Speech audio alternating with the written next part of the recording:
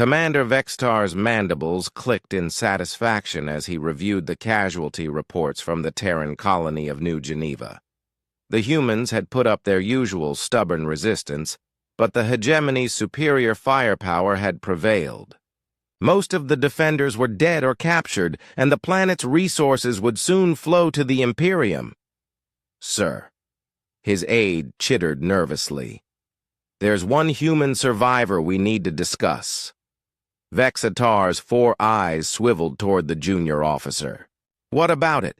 Execute it with the rest." It's just a youngling, sir. A female. She was injured in the bombardment but survived. Medical says she's in critical condition." The commander's exoskeleton rattled with what passed for laughter among his species. Human weakness. They cannot even protect their spawn. Let it die slowly. A message to any other colonies thinking of resistance. What Vexatar didn't know was that the youngling lying in the medical bay was Sarah Chen, and she was no ordinary human child. At 17, she was the youngest graduate of Earth's Prometheus Project, a classified program that had been developing human potential for decades. The hegemony's intelligence had missed her completely. Dr. Kellux, the hegemony's chief medical officer, found himself strangely fascinated by the human specimen. Her vital signs were unlike anything in their xenobiology databases. Despite massive trauma from the plasma bombardment, her cellular regeneration rates were astronomical. Even more puzzling, her neural activity showed patterns that defied conventional understanding.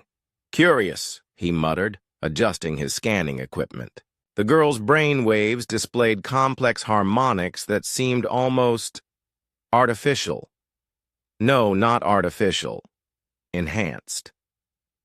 Sarah's consciousness drifted between wakefulness and something deeper. In her mind, she could hear them. The voices of every human within 1,000 light years. The neural mesh implanted during the Prometheus project wasn't just connecting her to Earth's quantum communication network. It was linking her to something far more profound. She was a node in humanity's true secret weapon, the collective. 3 days after the bombardment, strange reports began filtering in from across hegemony space. Ships were malfunctioning, their navigation systems sending them into asteroid fields or dead space. Communication networks were experiencing cascading failures. Most disturbing of all, automated defense systems were turning on their own installations. Admiral Korthak slammed, his primary appendage against the command console of his flagship. "How is this possible? These are isolated incidents across 17 sectors." "Sir," his communications officer reported, "we're detecting anomalous quantum signatures emanating from the Terran colony. Impossible. We glassed that world. Nothing could survive our bombardment, but something had survived." Sarah Chen lay in the medical bay, her body slowly healing while her mind reached across the galaxy. The Prometheus project had given her more than enhanced physical capabilities. It had made her a living quantum computer, capable of interfacing with any electronic system through manipulation of subatomic fields. She was humanity's gift to the universe, a weapon disguised as a wounded child.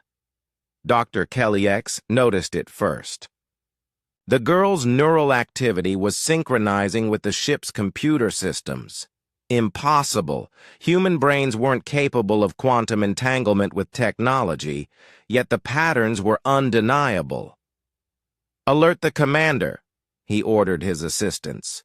"This specimen requires immediate—" His words were cut short as every screen in the medical bay flickered to life, displaying a single message in perfect hegemony script. "Hello, Doctor." Sarah's eyes opened for the first time since the bombardment. They glowed with an inner light that definitely hadn't been there before. "You hurt my friends," she said softly, her voice carrying despite the medical equipment surrounding her. "You destroyed my home. Did you really think there wouldn't be consequences?" Across hegemony space, the consequences were already manifesting. Every ship, every station, every automated system that relied on quantum processing was now under Sarah's influence.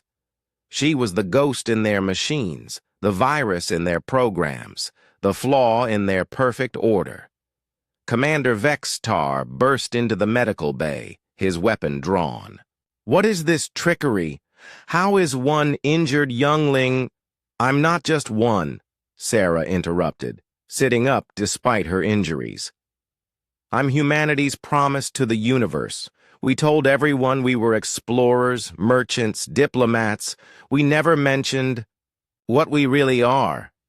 She gestured, and every piece of technology in the room responded. Lights pulsed in rhythm with her heartbeat. Medical equipment rearranged itself according to her will. The ship's gravity fluctuated at her whim. "We're evolution, Commander. We're the next step. And you just gave us the perfect reason to stop hiding." The hegemony had spent centuries building their empire on the assumption that technology could be controlled, that superior firepower guaranteed victory. They had never encountered a species that could become one with their machines, that could turn their own weapons against them with a thought. As alarms blared throughout the ship and reports of system failures flooded in from across the galaxy, Commander Vexatar realized the true horror of their situation. They hadn't just attacked a human colony, they had awakened something that had been patiently waiting for the right moment to reveal itself. Sarah Chen smiled, and in that smile was the promise of humanity's retribution. The hegemony had injured the wrong species' child. Now they would learn why humans had really left Earth, not to explore the stars, but to prepare them for what was coming.